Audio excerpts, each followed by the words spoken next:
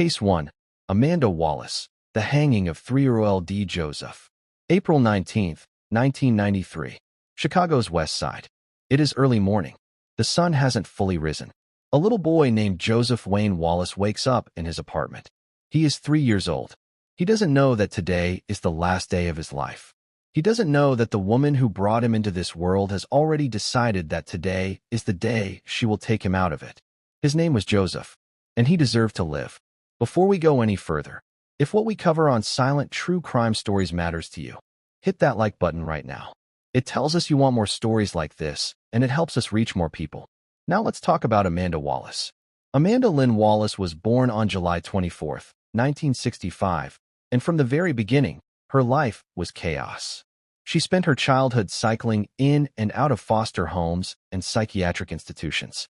Her history of mental illness began when she was just 7 years old, and over the following decades she accumulated a record of self-harm so extreme it is almost impossible to comprehend. She sliced open her own abdomen so severely that her intestines were exposed. She swallowed batteries. She ate light bulbs. She drank Drano, drain cleaner, as if it were water. She set fires. She attempted suicide multiple times. This was a woman who was severely, profoundly, catastrophically mentally ill. Everyone who encountered her knew it. Every doctor who examined her knew it. Every caseworker who reviewed her file knew it. And yet, Amanda Wallace was given custody of her children. Joseph Wayne Wallace was born on July 29, 1989. Almost from the moment he entered the world, the state of Illinois was involved. Joseph was placed into foster care shortly after birth because of Amanda's documented psychiatric history. He was safe in foster care. He was protected. But the Illinois Department of Children and Family Services, DCFS, had a policy in the early 1990s that prioritized family reunification. The philosophy was, keep families together whenever possible. Return children to their biological parents. It sounds compassionate. In Joseph's case, it was a death sentence. DCFS returned Joseph to Amanda not once, not twice, 3 times. 3 separate reunifications. 3 separate opportunities for the system to correct its mistake. And 3 times, the system doubled down. A DCFS Division of Child Protection report, an official document, a report authored by the agency itself, explicitly warned that returning Joseph to his mother could result in his, quote, death or maiming. Let that sink in. The agency's own internal report used the words death and maiming and still moved forward with reunification. Amanda's psychiatrist, a medical professional who had evaluated her personally, stated that she should never have custody of this baby or any baby. That was the medical recommendation on record. Caseworker and Ron advocated for the boy's return anyway. On February 16, 1993, Cook County Juvenile Court approved the 3rd and final reunification. Joseph went home to Amanda.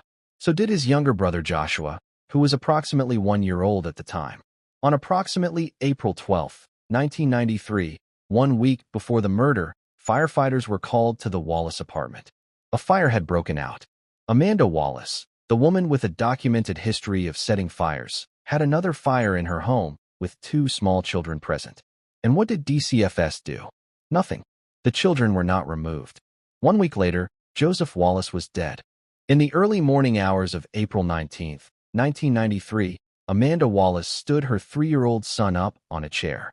She took an electrical extension cord and tied it around his small neck in a bow. She stuffed a sock into his mouth and sealed it shut with tape.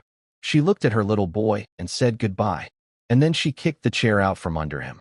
Joseph Wayne Wallace, age 3, was hanged from a doorway transom in his own home. 1-year-old Joshua was on the kitchen floor just feet away, unharmed and unaware of what had just happened to his brother. Amanda walked to a pay phone and called the police herself. She didn't hide it. She didn't run. She told officers exactly what she had done and exactly why. Her words were as follows. I killed my son because DCFS was messing with me. She said Joseph had ruined her life. She was arrested on the spot. When paramedics arrived, they found the 3-year-old's body still hanging from the cord. 1-year-old Joshua was standing nearby. Amanda Wallace was indicted for first-degree murder on May 12, 1993, before Cook County Circuit Court Judge Robert Bastone. The case was immediately complicated by her psychiatric history. In February of 1995, nearly 2 years after Joseph's death, she was declared unfit to stand trial and sent to the Elgin Mental Health Center. Then, in March of 1996, Judge Michael Boland ruled her fit after she spent months insisting she wasn't mentally ill at all, a contradiction that illustrated exactly how unpredictable and devastating her condition truly was. In June of 1996, Amanda Wallace was convicted of first-degree murder in a bench trial. On July 25, 1996, Judge Boland sentenced her to life in prison without the possibility of parole. The judge considered the death penalty and declined, stating, and these words are remarkable, that execution would be a mercy for Amanda Wallace. He refused to give her mercy. She never served the full sentence. On August 3, 1997, Amanda Wallace hanged herself in her prison cell using a torn piece of rope. She was 32 years old. The same method, a different cord, the same outcome as what she had done to Joseph, done now to herself. But the story of Amanda Wallace and Joseph Wallace does not end there. Because this case, this 3-year-old boy on Chicago's west side, changed Illinois law forever. Governor Jim Edgar was furious. On July 23, 1993, he fired 3 DCFS employees, caseworker and Ron, her direct supervisor, and administrator Richard Higgins. He ordered a special state police investigation into the entire DCFS operation. He appointed an independent inspector general, creating what became the DCFS Office of the Inspector General, an institution that still exists today. The Illinois General Assembly completely rewrote the state's juvenile law. The old standard had favored family reunification whenever possible. The new law, passed in June of 1993, established a best interest of the child standard, making the child's welfare the paramount consideration in every single abuse and neglect proceeding. Children first. Always. The number of Cook County judges hearing child welfare cases was doubled. Foster care numbers exploded, from 23,000 children in 1993 to over 51,000 by 1997, as the system course-corrected so aggressively in the opposite direction that it began taking children away from families too readily. The Chicago Tribune's investigative coverage of Joseph's case won a Pulitzer Prize. Then state legislator Tom Dart, later Cook County Sheriff, sponsored legislation requiring DCFS to produce public reports every time a child in the agency's care died or suffered serious injury. Joseph Wayne Wallace was 3 years old. He loved his little brother Joshua. He died on a Tuesday morning in April because the system that was supposed to protect him prioritized policy over his life. His name was Joseph. Say it. Remember it. And if you're watching this and you've never heard his name before, that's exactly why Silent True Crime Stories exists. Like, comment, subscribe. These children deserve to be remembered. Case 2. Latasha Pulliam. The torture murder of 6-year-old Shenosha Richards. March 21, 1991. Chicago's South Side. A 6-year-old girl named Shenosha Richards is playing outside near her home. It's a regular Saturday afternoon. She's a little girl doing exactly what little girls should do, playing outside, being a kid. She will never come home. Her name was Shenosha, and what was done to her is among the most savage crimes ever committed in the city of Chicago. Latasha Pulliam was born on April 11, 1971, and her life from the very first day was defined by violence and neglect. She came into the world prematurely, born to a teenage mother named Renee. Her brother Joseph Jr. died of sudden infant death syndrome, and from the age of 5, Latasha herself was subjected to both physical and sexual abuse at the hands of her own mother.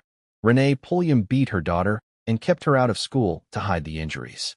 The abuse was systematic. It was documented, and it continued for approximately a decade. By age 5, a Board of Education psychological evaluation had determined that Latasha was, in their language, mentally impaired. IQ testing conducted across her lifetime consistently placed her in the range of 69 to 77, borderline intellectual functioning. She was placed in special education. DCFS had contact with the family. None of it saved Latasha from what was happening to her at home. At age 15, Latasha Pulliam gave birth to her first child, a daughter named Patrice. The child's father was one of Renee's boyfriends. Let that register. A 15-year-old girl, herself a victim of ongoing sexual abuse, became a mother. By the time Patrice was old enough to walk, she too was being abused. In March of 1989, Patrice was hospitalized with severe second-degree burns consistent with being dipped in scalding hot water. In February of 1990, she was hospitalized again, this time with black eyes, cigarette burns, and signs of sexual abuse. DCFS was involved. Nothing meaningful was done. And then there was Dwight Jordan. Dwight Jordan was 47 years old when he entered Latasha Pulliam's life. He was her boyfriend. He was 4 years away from being 50. She was a teenager with an abused child, borderline intellectual functioning, and no stable support in her life. And on March 21, 1991, the two of them did something so heinous that it still ranks among Chicago's most horrifying crimes. Shenosha Richards, 6 years old, was playing near her home at 6001 South Vernon Avenue. Latasha approached her and lured her to an apartment at 6036 South Eberhard. The bait was simple: potato chips and a cartoon movie. The Teenage Mutant Ninja Turtles. A child's movie. For a 6-year-old child. Shenosha went with her. What happened inside that apartment was documented in meticulous, devastating detail by the Cook County Medical Examiner and by Latasha Pulliam's own signed, court-reported confession. We will not describe every detail here because this is a channel committed to being fully ad-friendly and safe for all audiences. But we will honor Shenosha by telling the truth. She was subjected to approximately 10 minutes of violent sexual torture by both Pulliam and Jordan. She begged them to stop. She was 6 years old. When it was over, Latasha wrapped an electrical cord around Shenosha's neck and dragged her to an empty apartment. She set a small fire to frighten her further. Shenosha, still alive, begged and promised she wouldn't tell anyone. She said please. She said she was sorry. Latasha Pulliam tightened the cord around her neck for 10 more minutes. She then struck the child over the head with a hammer 3 to 4 times. She placed 6-year-old Shenosha Richards into a garbage can. She struck her with a 2x4. And she covered the body with garbage. The Cook County Medical Examiner documented 42 distinct injuries on Shenosha's body. 42. 2 puncture wounds to the chest that damaged her lungs and coronary artery. Skull-penetrating lacerations. Numerous internal injuries. The brutality was so extreme that even seasoned investigators struggled to process what they were documenting. Shenosha's mother found her daughter's body in a garbage can on the back porch of a semi-abandoned building. A small leg was protruding from beneath the garbage. Latasha Pulliam and Dwight Jordan were arrested within hours. She gave a signed confession immediately. The confession was detailed, coherent, and chilling. They were indicted on 131 counts. 131. Including murder, aggravated criminal sexual assault, aggravated kidnapping, and aggravated unlawful restraint. The case went to trial in Cook County Circuit Court in June of 1994, with case number 91 SAR 9578. Both were tried simultaneously with separate juries. On June 15, 1994, Latasha Pulliam was convicted of first-degree murder, 2 counts of aggravated criminal sexual assault, and 2 counts of aggravated kidnapping. She was 19 years old at the time of the crime, one of the youngest women in Illinois history to be sentenced to death. Her sentence: death, plus 60 years, plus 30 years, plus 15 years, all consecutive. Dwight Jordan's jury sentenced him to life in prison. He later died in prison of complications from diabetes.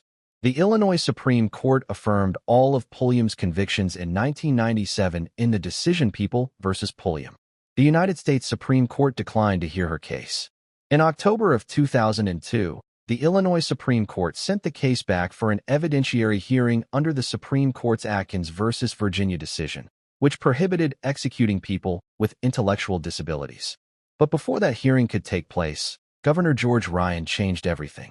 On January 11, 2003, Governor Ryan commuted the death sentences of all 167 people on Illinois death row, converting their sentences to life without the possibility of parole. Latasha Pulliam's death sentence became a life sentence that same day. As of this documentary, she remains incarcerated at Logan Correctional Center. Illinois Department of Corrections, ID number B48640. She has been inside for more than 3 decades. The case was later featured on TV One's program For My Man and on Investigation Discovery. Shenosha Richards was 6 years old. She went with a woman she thought might give her snacks and let her watch a cartoon. She never made it home. Say her name. Shenosha Richards. Case 3. Clarissa Figueroa. The womb robbery murder of Marlon Ochoa Lopez. April 23, 2019. A 19-year-old girl named Marlon Ochoa Lopez drives herself to a house on the southwest side of Chicago to pick up free baby clothes. She is 9 months pregnant, 2 weeks from her due date. She has never felt more hopeful about the future. She will never leave that house alive. And the baby she is carrying, he will survive, barely, for less than 2 months. What happened inside that house on the 4100 block of West 77th Place in the Scottsdale neighborhood of Chicago on April 23, 2019 is one of the most premeditated, calculated, and stomach-turning crimes in modern American history. The woman who planned it is named Clarissa Figueroa. She was 46 years old. She was a former certified nursing assistant. She lived in that house with her daughter, 24-year-old Desiree Figueroa, and Desiree's boyfriend, Piotr Bobuk. And she had a plan she had been building for months. Here's how it started. In the year 2018, Clarissa Figueroa's 20-year-old son, Xander, died of natural causes. The loss devastated her. She fell apart. But instead of mourning openly, instead of seeking help, instead of processing her grief in any healthy way, Clarissa began telling her family that she was pregnant. She wanted to replace her dead son with a new baby named Xander. There was one problem. She had previously had her fallopian tubes tied. She could not get pregnant. So she lied. She used a fake ultrasound application on her phone to generate ultrasound images. She posted them online and showed them to family. She prepared a nursery in her home. She told everyone a baby was coming. And then she began shopping for someone else's baby. On March 5, 2019, Clarissa posted in a Facebook group called Help a Mother Out, asking, "Who is due in May?" Among the women who responded was Marlon Ochoa Lopez, a student at Latino Youth High School in Chicago's Little Village neighborhood. Marlon was 17 weeks from delivery. She was young, she was trusting, and she wanted free baby items for her first child. Contact was made. Meetings were arranged. On April 1, 2019, 3 weeks before the murder, Marlon visited the Figueroa home for the first time. She left unharmed. Desiree's boyfriend Bobuk had reportedly threatened to call police if anything happened. That threat bought Marlon 3 more weeks of life. Clarissa spent those 3 weeks finalizing her plan. April 23, 2019. Marlon Ochoa Lopez, 19 years old, 9 months pregnant, drives to the Figueroa house one more time to pick up baby clothes. She is welcomed inside the living room. Desiree Figueroa sits down with Marlon and distracts her with a photo album. The photos are of the deceased son, Xander. The distraction is calculated. Keep the pregnant girl's eyes focused on the pictures. And then Clarissa Figueroa comes up behind her. Clarissa wraps a coaxial cable around Marlon's neck. Marlon fights. She gets her fingers between the cable and her throat. The survival instinct of a young woman who wants to live, who wants to hold her baby. Clarissa screams at her daughter, "You're not doing your job." Desiree reaches down and pries Marlon's fingers from the cable one by one. Clarissa strangles Marlon Ochoa Lopez for approximately 4 to 5 minutes. When Marlon stops moving, Clarissa uses a butcher knife to cut the baby from her womb. Marlon's body is then placed inside a garbage can in the garage. Baby Yovani Jadiel Lopez is removed from his mother while still connected to her by the umbilical cord. Clarissa calls 911. She claims she gave birth at home. She is rushed to Advocate Christ Medical Center. The baby arrives blue, with 0 measurable brain function. Medical staff note immediately that Clarissa shows no signs of having given birth. No stretched abdomen, no tearing, no normal post-birth indicators. Something is wrong. Meanwhile, Desiree drives away in Marlon's black Honda Civic. A red light camera captures her. On April 24th, Marlon's husband Yovani Lopez reports her missing. He cannot find her anywhere. Community activists begin distributing flyers. On May 7th, detectives trace Marlon's last known location to the Figueroa home through community tips. A DNA test excludes Clarissa and Bobuk as the baby's parents. On May 14th, police arrive at the Figueroa home with a search warrant. They find Bobuk cleaning a carpet with bleach. And in the backyard, inside a garbage can, they find what remains of Marlon Ochoa Lopez, decomposing after 3 weeks. She had been there the entire time, while Clarissa was at the hospital pretending to be the boy's mother, while the baby was fighting for his life. while Marlon's husband was putting up flyers. She was in a garbage can in the backyard. Baby Yovani Jadiel Lopez survived for less than 2 months. He died on June 14, 2019, from complications of anoxic encephalopathy, brain damage caused by oxygen deprivation. His death was ruled a homicide. Clarissa Figueroa pleaded guilty to first-degree murder on April 16, 2024. She was sentenced to 50 years in prison, 100% served, no possibility of parole. Cook County Judge Peggy Chiampas presided. Desiree Figueroa pleaded guilty and was sentenced on May 30, 2024 to 30 years in prison after agreeing to testify against her mother. Bobuk received 4 years for obstruction of justice. At the sentencing hearing, Yovani Lopez's victim impact statement read, "The memory of my infant son's last breath in my arms is complete agony." Marlon's family has pushed for legislation called Marlon's Law, requiring DNA testing and identification whenever anyone brings a newborn to a hospital claiming a home birth. The bill was sponsored by Illinois State Representative Karina Villa. A memorial mural honoring Marlon and baby Yovani was painted by artist Milton Coronado in the Pilsen neighborhood of Chicago, not far from where Marlon went to school. Marlon Ochoa Lopez was 19 years old. She was a student. She was going to be a mother.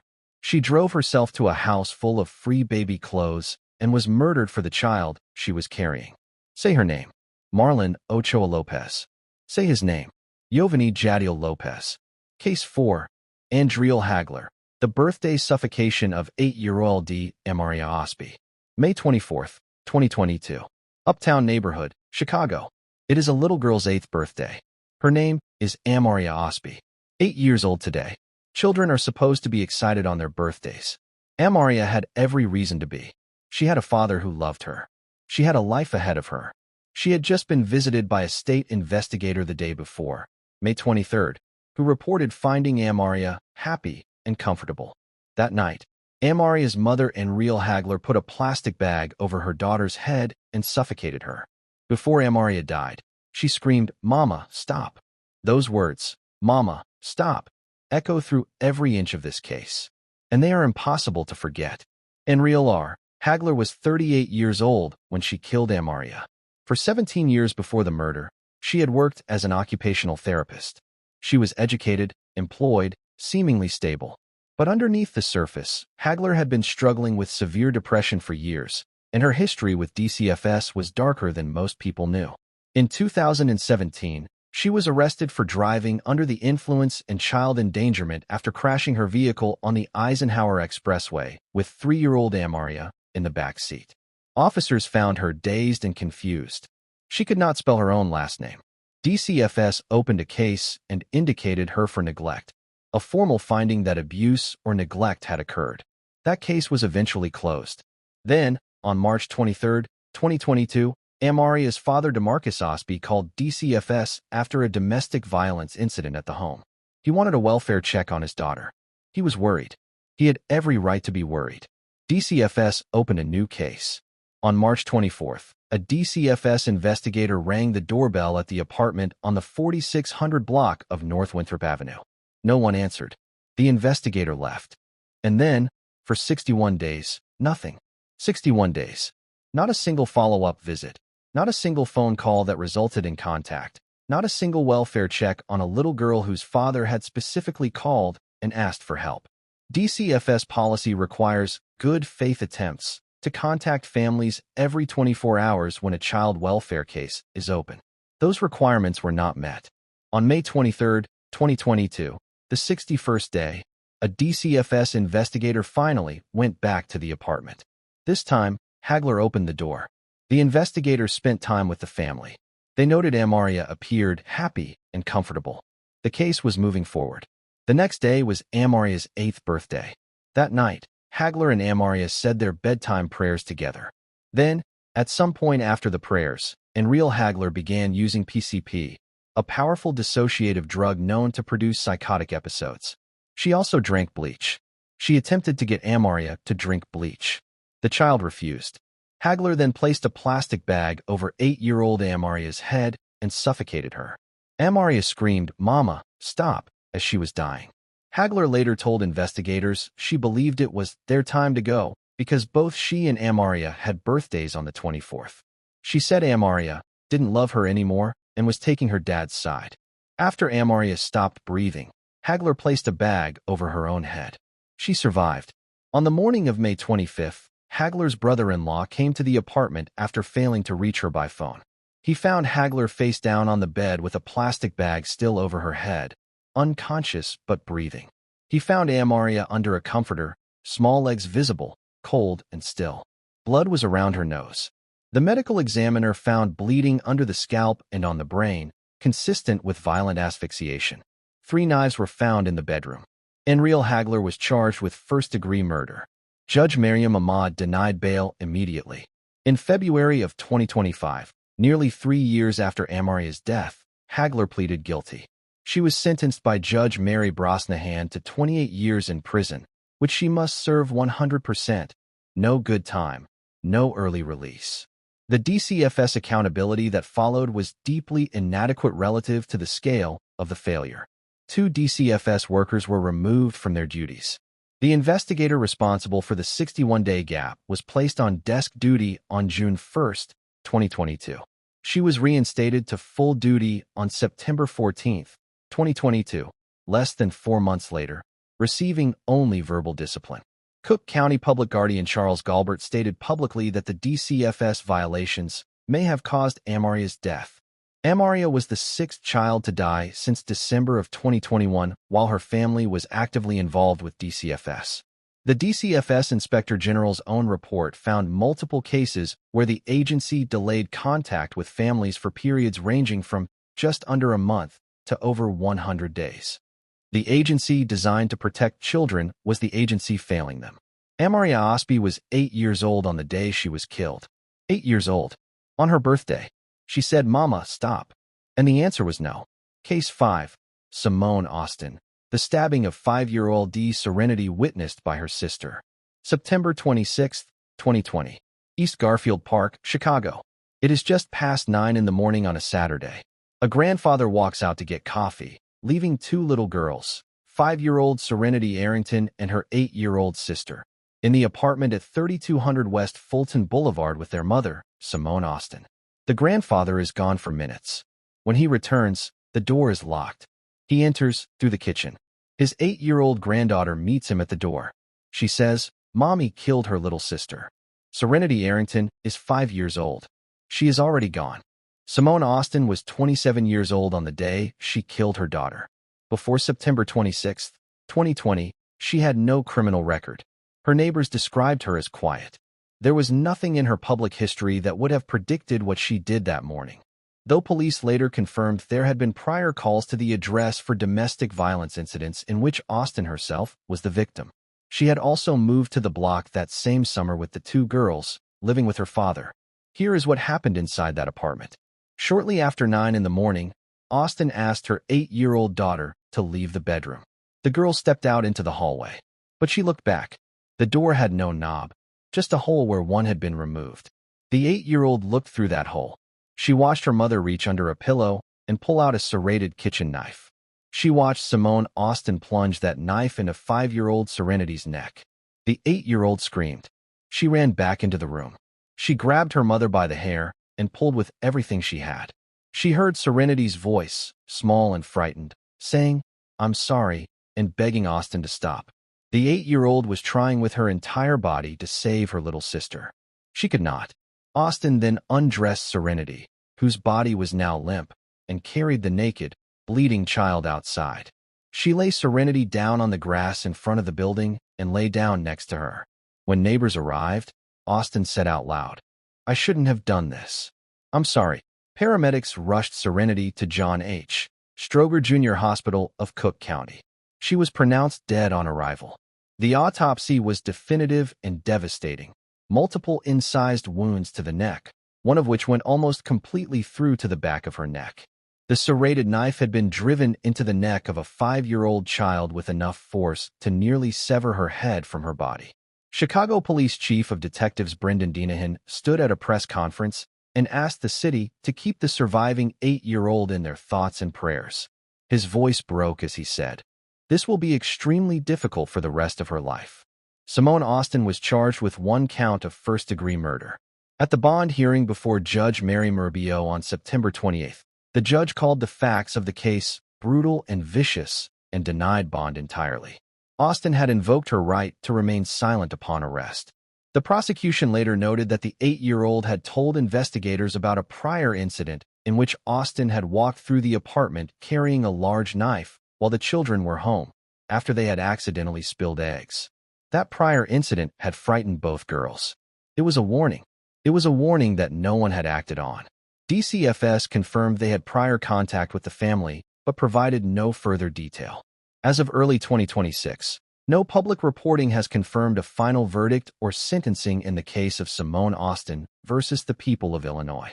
Cook County's court system carries one of the largest criminal case backlogs in the nation, and cases involving mental health evaluations can take years to resolve. The case may still be moving through the system. But Serenity Arrington is already gone. She has been gone since September 26, 2020. She was 5 years old. She said, "I'm sorry," while she was being killed. She had nothing to be sorry for. Case 6. Melissa Giles, the beating death of 20-month OLD Taylor. March of 1995. Chicago's West Side. 836 North Ridgeway Avenue. Inside this apartment lives a 17-year-old girl named Melissa Giles. She has 2 daughters, 3-year-old Charlene and 20-month-old Taylor. Melissa became a mother for the first time at age 14. She is a teenager. She is isolated. And she is hurting her children in ways that escalate week by week, month by month, until one day she punches 20-month-old Taylor in the head so hard the toddler flies 8 feet across the room and strikes a metal radiator with her skull. Taylor Giles is dead within days. Melissa Giles's story is one of the most tragic and contested in this documentary, not because what she did was acceptable. It was not. A 20-month-old child is dead. That is the center of this story, and it must remain the center.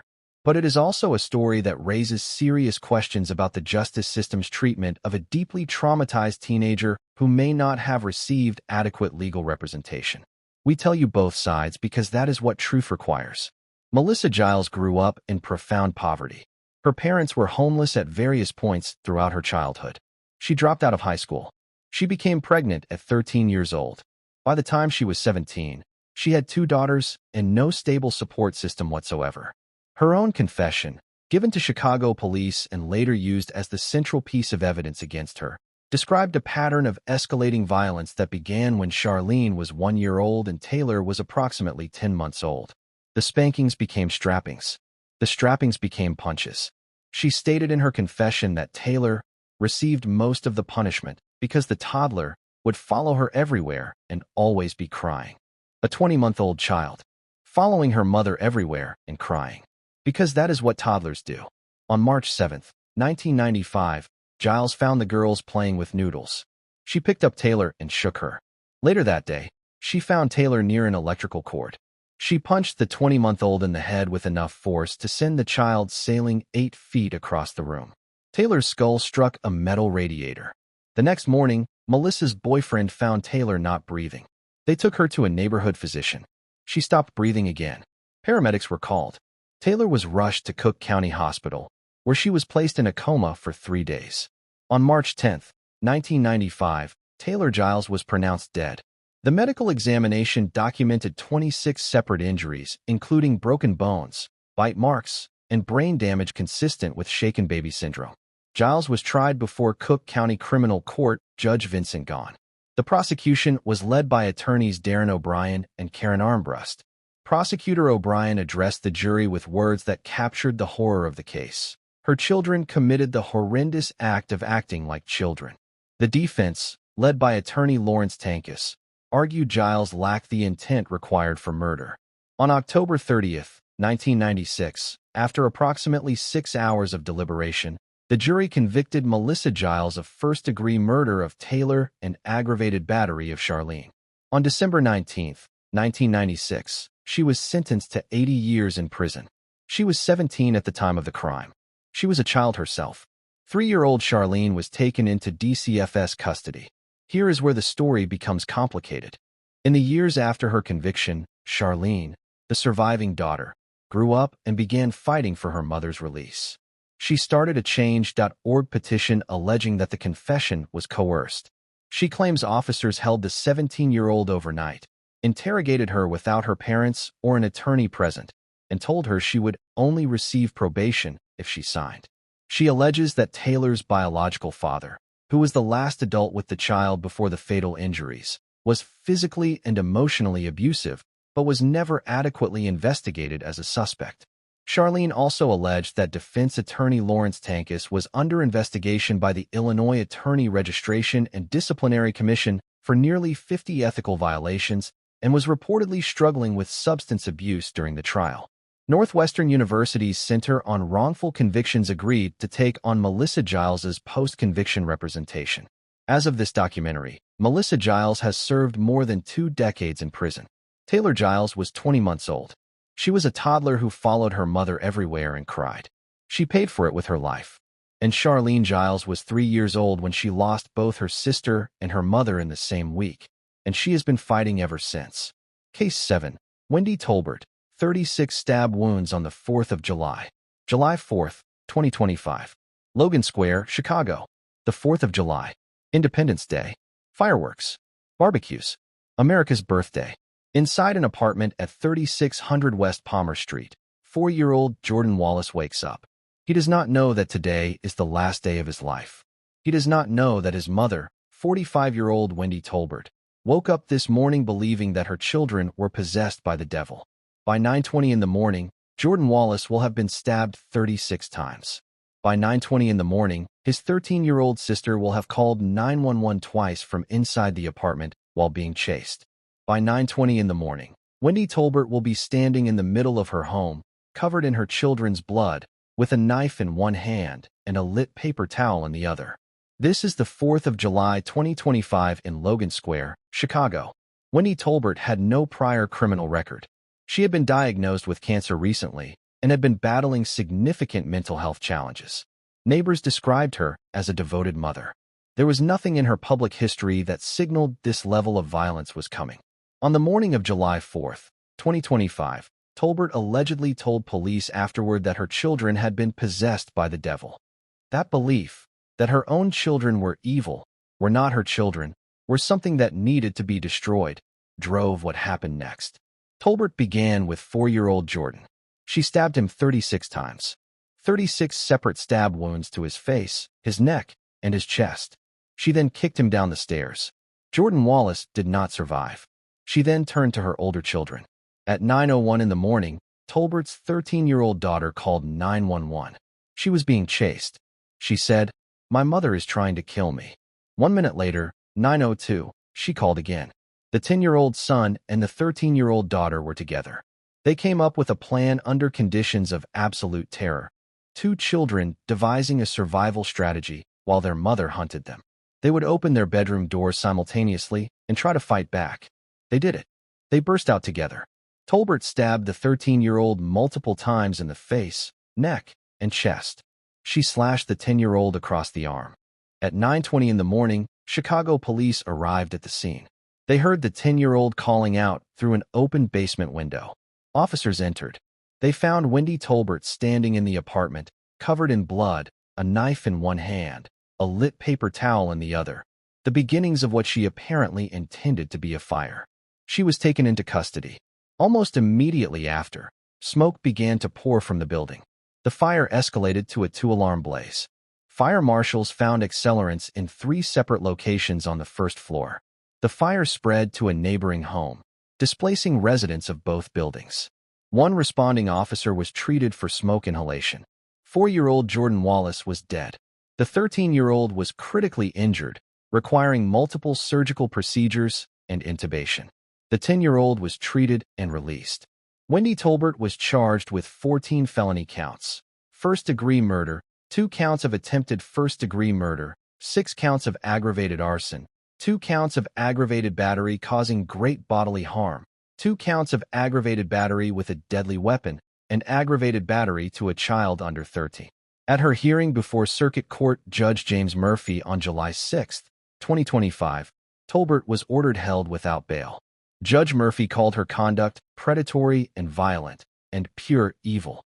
In court, Tolbert appeared visibly shaken, whispering no as each charge was read aloud. As of early 2026, the case remains pending in Cook County Circuit Court. Jordan Wallace was 4 years old. It was America's birthday. He did not get to celebrate it.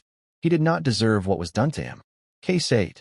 Drake Patton, the Lake Michigan drownings and a city in crisis. September 13, 2025. Southside Lakefront, Chicago.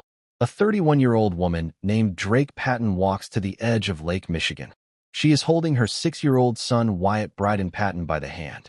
She is carrying her 1-year-old daughter Dream J.C. Washington. She has already sent goodbye text messages to the children's father. She walks into the lake. Drake Patton, Wyatt Bryden Patton, Dream J.C. Washington, a mother and her 2 children, pulled from the cold waters of Lake Michigan on a Saturday in September of 2025. A drowning murder-suicide that became the centerpiece of a citywide reckoning about postpartum depression, maternal mental health, poverty, isolation, and the collapse of social safety nets. Drake Patton had been carrying grief for years. Her mother died in 2019, and according to her Aunt Katina Dean, the loss left a wound that never healed. In a moment that now reads as heartbreaking prophecy, Drake once told her partner Brandon Washington, "I never want Wyatt to feel this loss of not having a mom." She was terrified of abandoning her children the way she felt abandoned by her mother's death. And in the end, the fear of leaving them became the reason she took them with her. Before Dream was born, Drake's mental health had been deteriorating. The family had been evicted from their apartment in the Englewood neighborhood. The morning of September 13, 2025, Drake's car broke down, transmission failure. According to Brandon Washington, that final breakdown was the last straw. He told reporters, "When she lost the car, it felt like she had to depend on me. I know it was one of those things where she felt, I ain't got nobody left. I ain't got nothing left." She sent goodbye texts to Brandon. He received them and immediately called for a wellness check. A relative confirmed that Drake's phone had last pinged near the Southside Lakefront. At approximately 11:23 in the morning, 1-year-old Dream J.C. Washington's body was pulled from the water near the 5700 block of South DuSable Lakeshore Drive. First responders searched the lake for hours. Drake and 6-year-old Wyatt were recovered nearly a mile south, near the 6300 block of East Hayes Drive, approximately 3 hours after Dream. All 3 were pronounced dead at the scene. CPD recovered a baby seat, blankets, and a diaper bag from nearby Jackson Park. Evidence of a prepared journey. Evidence that Drake had thought about this and still went through with it. The Cook County Medical Examiner conducted autopsies. Initial findings were inconclusive. The final rulings, released on December 12, 2025, were definitive. Drake's death was classified as suicide by drowning. Both children's deaths were classified as homicide by drowning. A balloon release memorial was held at 57th Street Beach on September 16. Family and friends gathered at the water's edge. One family member addressed the crowd. "All of these programs that are being cut out for young women and young mothers, that help is needed. These are the results." Brandon Washington told reporters that Drake loved her children. He said, "She felt like she couldn't get the help she needed, so before she would leave them here to struggle, she would take them with her." The January 2026 Chicago Sun-Times investigation that covered this case alongside several others from the same year framed it as part of a disturbing pattern. Chicago mothers, overwhelmed and isolated, out of options, committing murder-suicides in 2025 at a pace that alarmed mental health professionals, community advocates, and city officials alike. Reporters connected each case to gaps in access to mental health services, domestic violence support, housing stability, and postpartum care. Drake Patton was 31 years old. She was a mother who loved her children so much that she was afraid of leaving them. And that fear, twisted by grief and depression and the absence of any adequate support, became the mechanism of their deaths. Wyatt Bryden Patton was 6 years old. Dream J.C. Washington was 1 year old. They deserved to live. Case 9. Dorothy Sportalakis. The killing of autistic Alex and a nation divided. June 8 through 9, 2013. River Grove, Illinois. Cook County, immediately bordering the city of Chicago. 14-year-old Alex Sportalakis is asleep in his bed. He is nonverbal. He is severely autistic. He weighs over 200 pounds and communicates through behavior. sometimes peaceful, sometimes explosive, always the behavior of a child doing his best with a brain that works differently from most. His mother Dorothy, 50 years old, and his godmother Jolanta Skrodska, 44 years old, have been awake for hours. They have already tried to kill him once tonight, with an overdose of sleeping pills. The overdose failed. Alex is still breathing. Now Dorothy picks up a kitchen knife. The murder of Alex Sportalakis is one of the most contested and uncomfortable cases in this entire documentary, not because his death was justified, but because of what it reveals about the complete abandonment of families caring for severely disabled children in America. It generated a national firestorm that has never fully been resolved. Alex Sportalakis was born healthy. He developed normally through his first 2 years. Then, just before his second birthday, he developed a high fever, began screaming episodes that would not stop, and lost all of his speech. He was diagnosed with severe autism by age 3. As Alex grew, so did the intensity of his needs. He became prone to episodes of self-injury and violence, biting, scratching, screaming, sometimes hours of inconsolable distress. By his early teen years, he was over 200 pounds, nonverbal, and requiring round-the-clock care from 2 women, his mother Dorothy and his godmother Jolanta, who had no respite, no support, and no way out. The healthcare system failed Alex and his family in documented, verifiable ways. Loyola Gottlieb Memorial Hospital was later cited by state investigators for improperly keeping Alex physically restrained, without a doctor's order, for a cumulative total of 76 days across multiple hospitalizations. 76 days of unlawful restraint of a child. Insurance companies repeatedly refused to pay for inpatient psychiatric care. No residential facility would accept him. Every door, according to the defense and corroborated in part by the prosecution's own presentation, was closed. Dorothy texted therapist Amy Lukos, "Please pray that God takes him. He's suffering." The 2 women planned for approximately 1 week. On the evening of June 7, 2013, they crushed prescription sleeping pills and administered them to Alex in an overdose attempt. They sat beside him through the night, taking turns checking his breathing. He did not die. By morning, Alex was still alive. Dorothy Sportalakis picked up a kitchen knife and stabbed her 14-year-old son 4 times. 2 of the wounds went directly into his heart. She then slashed his wrist so deeply that she nearly severed the hand from the arm. Jolanta Skrodska killed the family's cat with the same knife, washed it, and placed it back in the butcher block. They both swallowed sleeping pills. They wrote a 3-page suicide letter stating that Alex will not be neglected and abused by the medical community anymore. On the morning of June 9, 2013, Alex's father and uncle broke in after failing to reach anyone by phone. They found Alex dead in his bed. Dorothy and Jolanta were both semi-conscious but alive. Both women were charged with first-degree murder and held without bond on June 12, 2013. They spent approximately 3.5 years in Cook County Jail awaiting resolution. On December 8, 2016, both pleaded guilty to the reduced charge of involuntary manslaughter. They were each sentenced to 4 years in prison and were immediately released, with full credit for time already served in pretrial detention. The disability rights community's response was immediate and furious. The Autistic Self-Advocacy Network called the plea deal an insult to Alex's memory that sends a clear message the judicial system considers his murder somehow more acceptable than the murders of others. Advocates pointed to the stark sentencing disparity. In Waukegan, Illinois, Nicolette Lawrence had received 43 years for killing an 11-year-old. Dorothy Sportalakis and Jolanta Skrodska served roughly 3.5 years in pretrial detention and walked free. Discredited anti-vaccine activist Andrew Wakefield produced a documentary titled Who Killed Alex Sportalakis in 2015 that framed the killing as a systemic healthcare failure and portrayed the 2 women sympathetically.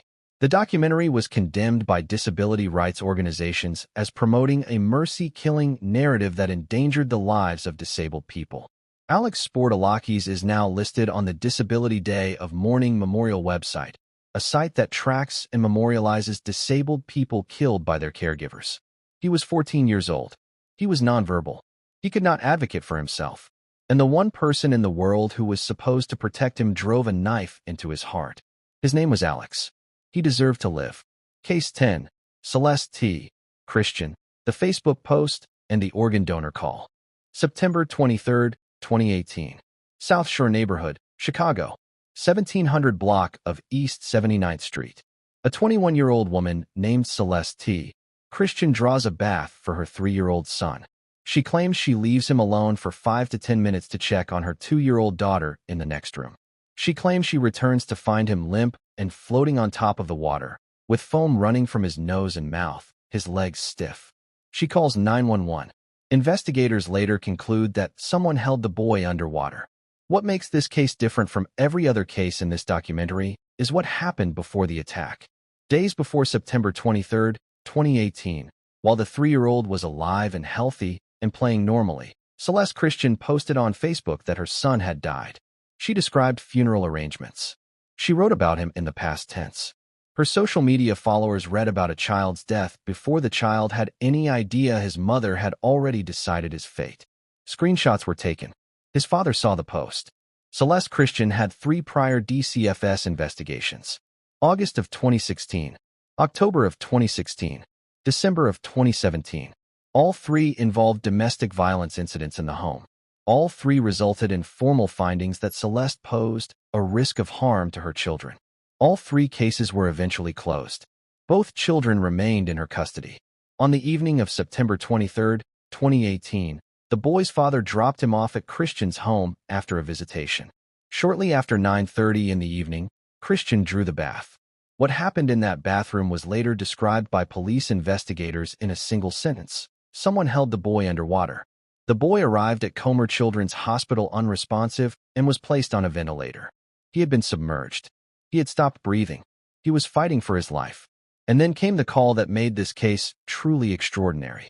Before the boy even arrived at the hospital, approximately 1 hour before the ambulance pulled into Comer's emergency bay, Gift of Hope, an organ and tissue donor organization, called Comer Children's Hospital asking whether the boy had arrived. Gift of Hope spokeswoman Therese Michaels told the Chicago Tribune that no one from their organization had placed that call. Normal medical protocol requires hospitals to contact donor organizations, not the reverse. Donor organizations do not call hospitals proactively asking about patients. Someone had called them. Someone had given them the child's name and told them he was coming. Someone had already arranged to donate this 3-year-old boy's organs before the attack even took place. Celeste T. Christian was charged with attempted first-degree murder and aggravated battery of a child under 13. She was held without bail. Both children were immediately placed into DCFS protective custody. A new DCFS investigation was opened, this time alleging torture and substantial risk of physical injury. The boy survived. He was eventually taken off the ventilator. He was able to speak again.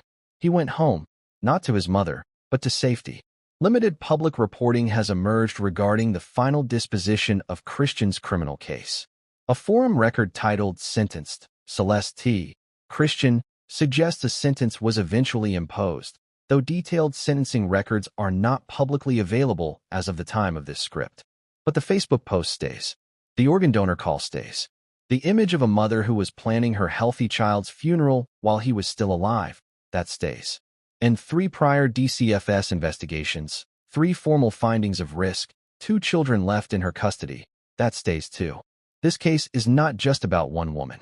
It is about a system that collected warning signs like receipts and filed them away.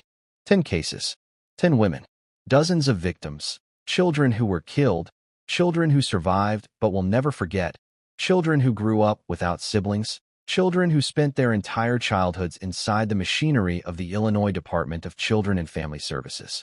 And here is what these 10 cases, spanning from 1991 to 2025, have in common. Most of them touched DCFS before the violence occurred. Most of them had warning signs that were documented, filed, and ignored. Most of them involved children who were failed not once, but repeatedly, by systems that had every opportunity to intervene and chose inaction over disruption. The Amanda Wallace case in 1993 rewrote Illinois law and doubled the judges on the family court bench. And yet, 3 decades later, Amaria Osby's case revealed that DCFS had gone 61 days without a welfare check on a little girl whose father had called and asked for help. 3 decades of reform. And still the same failure.